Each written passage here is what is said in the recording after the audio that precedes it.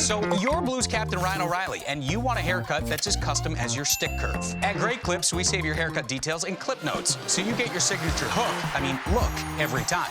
We got you, and you got this. Great Clips, official hair salon of the NHL. Sekeres Price from Wall Center, presentation of Audi Downtown Vancouver. And as we mentioned, buddy Ricky Dhaliwal is sick over there at Donnie and Dhali. So in his stead for a second time here, the host of Donnie and Dhali, weekdays on Czech television, 10 to noon. It's our buddy, Vancouver broadcast legend, Mr. Don Taylor. Yeah, the second time in, I think, 3 or 4 weeks. So Rick's okay. Yeah. I'm happy to report he'll be back at work on Monday. That's the prediction anyway.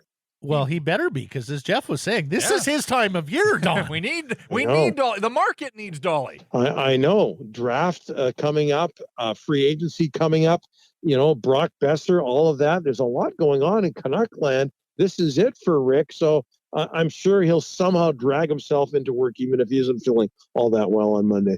Absolutely. And of course, we're all familiar with his throat clearing exercises when he's getting ready to broadcast. So yeah. I'm sure they will only be enhanced by whatever is bothering him. Yeah. Well, I got news for you, Matt. Some of our listeners and viewers are familiar with it as well, because every once in a while he does it about a half second before we're supposed to go on the air, and it manages to go on the air. So people know what you're talking about.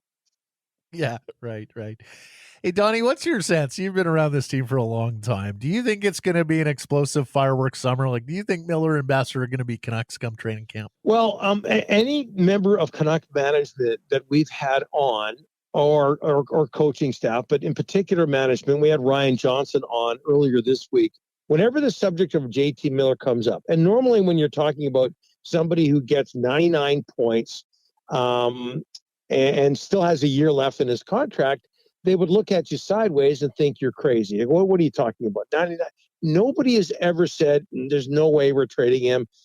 We want this player around long term. They've all said to a man something to the effect of, to a man or a woman, different times, that no, we're looking at all options. Anything is a possibility. Something to that effect. So when you hear things like that with a 99-point player, guys, you raise your eyebrows and say, I think this guy's out of here, that he's going. And then that plus them talking about clearing up cap space, trying to get more prospects, trying to get younger, trying to get faster.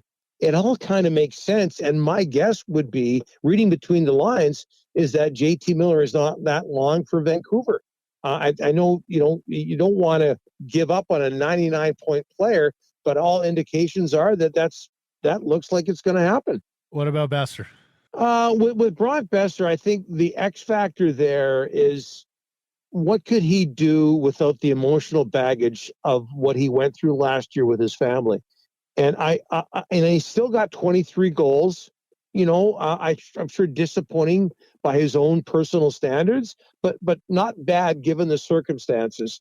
And my gut feeling is that again, they haven't said no to it sounds like they're interested in giving him a qualifying offer and see what he can do without that emotional baggage, without that weight on his mind, and see what he can do and go from there. They'll still have to go through this again next year. He'll still be an RFA.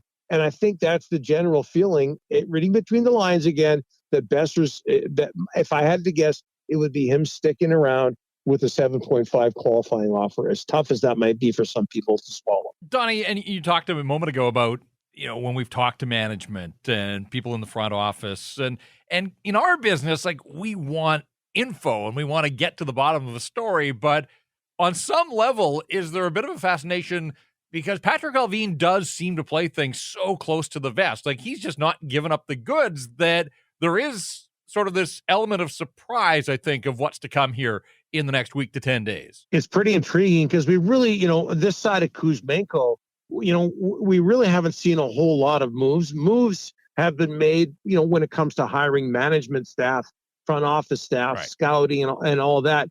But personnel wise, other than Kuzmenko, there's not a whole lot there. It's really intriguing just to see what the focus is going to be. My guess is the focus is going to be what I talked about, adding or gaining salary cap space that, youth, prospects, speed would be something that you'd have to think that they really treasure, especially given, what the Penguins have been built like the last few years. They're a fast team, but we really don't know for sure. And we really don't know about their focus, but I think all people want is some sort of focus. Like even if they were to say something outrageous, like, you know what, we're going for it. At least there'd be a focus there, which we haven't had for a long, long time. My guess is it's more about the future. It's more about getting cap space, all of that. But at least I think people are intrigued and are hoping for some sort of focus. And I think most people are hoping that focus is about the future, is about, contending for the cup as opposed to being, mediocre and maybe making a playoff spot.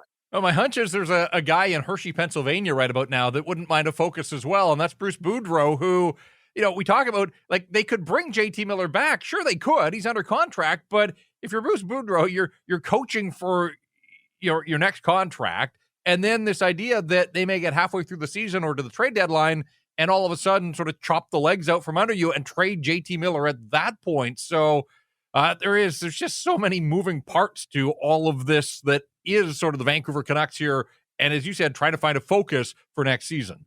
I think with Bruce, I mean, look, he'd love a Stanley Cup on his resume, but he's 67 years old. Last time I checked, I think he's very happy to be in the game and having, proved himself to some extent last year. He's pretty realistic. I think this is someone who's been through it all. He's seen a whole lot. He's come fairly close to the promised land. Well, maybe not so much in the playoffs. I shouldn't say that, but I think he's realistic that anything can happen. He's been around so long; he's seen it all. So I wouldn't worry about him. Although, I'm sure there was some worry when people were questioning his job status before it got rectified not that long ago. But I think Bruce has seen it all, so I don't think anything would surprise him or bother him all that much.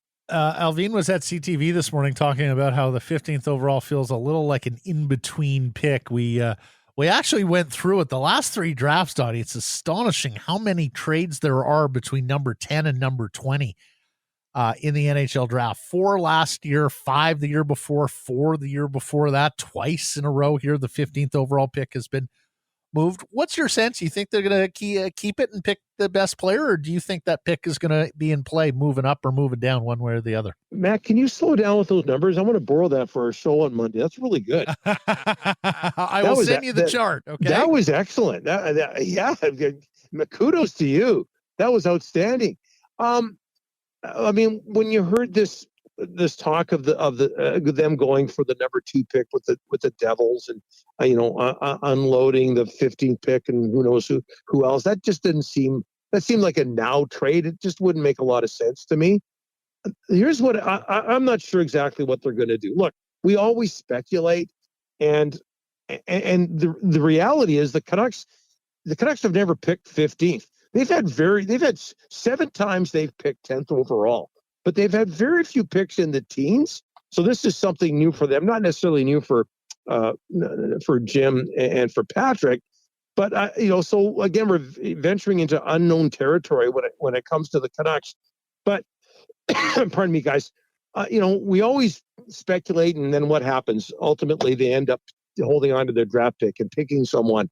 But I get the feeling they want to accumulate. And one of the ways to do that is to go with a Seahawks move, go with an NFL move.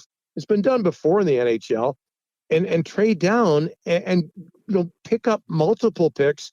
And one of the reasons I say that is because A, I think it's a good idea, but B, because you have teams like Detroit, like Seattle, like Montreal, and especially Arizona, which has, I believe, 7 picks in the first 2 rounds, that have these multiple picks throughout this draft, throughout the first 2 rounds in the case of Arizona.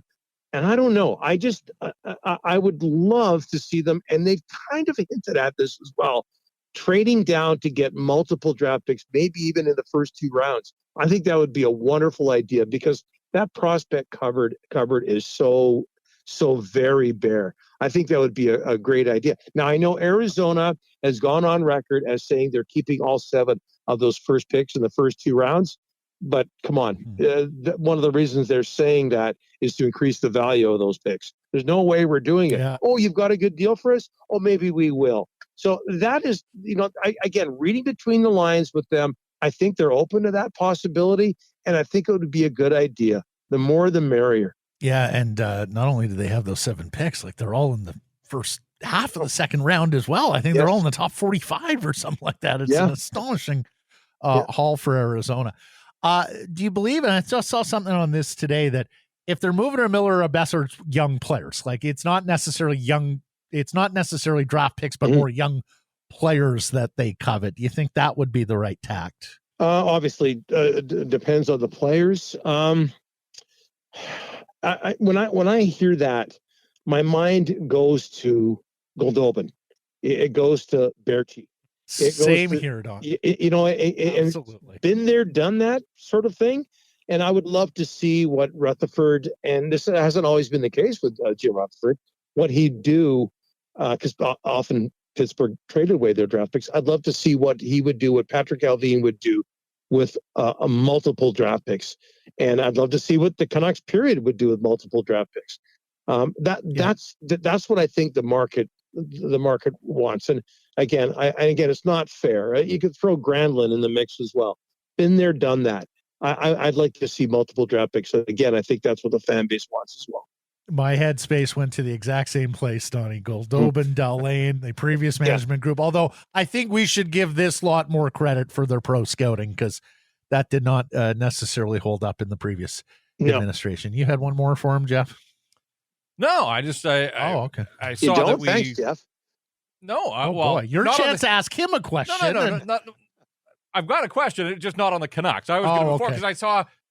Like, I don't know. Are you like me, Don? Like when you see the Colorado Avalanche having their parade today, like, does your mind wander to and you were around, I think, in the days like covering the Whitecaps, or at least in town when the Whitecaps put 100,000 people right across the street from us here from the soccer bowl and their parade. And like, does your mind wander when you see other cities holding these championship parades to what might actually be someday here in Vancouver? Well, no, because I think in Vancouver, you'd have to be worried about a riot first, and then you'd have to work your way to the parade. Yeah, you know what? It's funny, Jeff. I'm trying to think of another. The Lions have won Grey Cups. Even their heyday, there was more the rally type situation. Right.